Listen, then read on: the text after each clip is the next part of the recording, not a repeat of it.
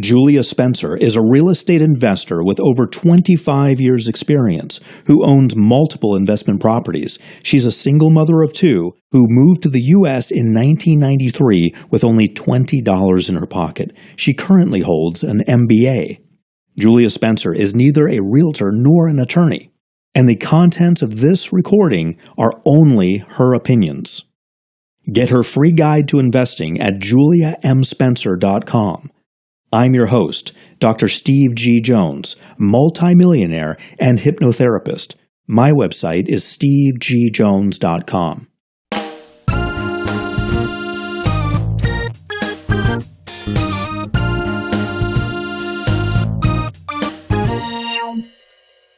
Essential Landlord Guide.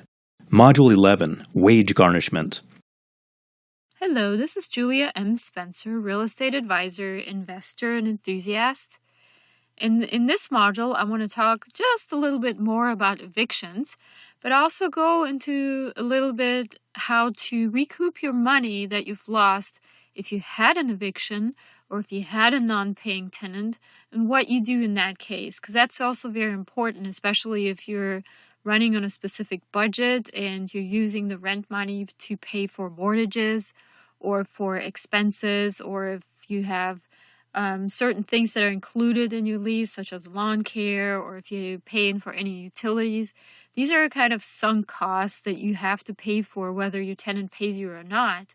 And some of the things that you can't even cut off. For example, if you had a lease with a tenant and you're supplying them with utilities, and now all of a sudden this tenant isn't paying their rent, you cannot, as a landlord, legally turn off the power on that tenant or even threaten them that you're going to do this. So in this module, I explain a little bit of how to recoup your money or how to get your money from non-paying tenants while they're living there or even after they're evicted. And some of that discussion will go into wage garnishment.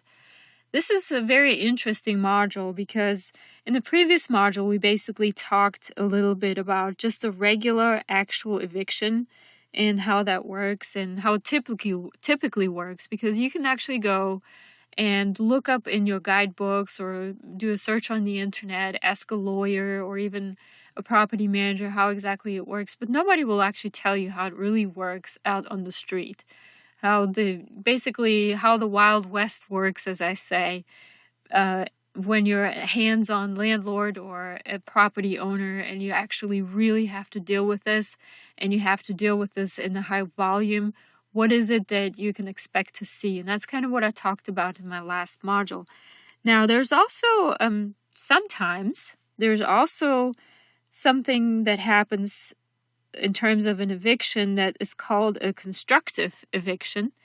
And that just basically occurs when the landlord does not keep the premises fit for occupancy and the tenant is basically forced to move. I mentioned this and I touched on this briefly in the previous module.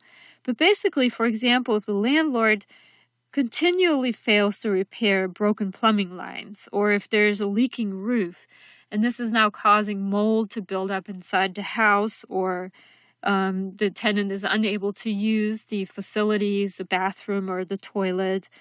So basically, it's impossible for the tenant to have good enjoyment of the property because it's non-functional. And the landlord basically refuses to fix the things that are necessary for a good enjoyment of the property. So in that case, the actual tenant may be allowed to stop paying the rent and basically say, we are now in breach of this contract, this lease contract, because the landlord didn't keep the part of their provisions that they're obligated to follow according to that lease. Again, lease, very, very important document. Don't miss the modules in this particular product on the lease. I go through it in very big detail, what needs to be in there, what can't be in there, what should be in there. So please go back to those modules if you haven't listened to them yet and listen to those very carefully. So in this case, when the tenant is the one that initiates basically this eviction, it's called a constructive eviction. then the choices that the landlord has is basically to let... For your free guide to real estate investing, visit juliamspencer.com.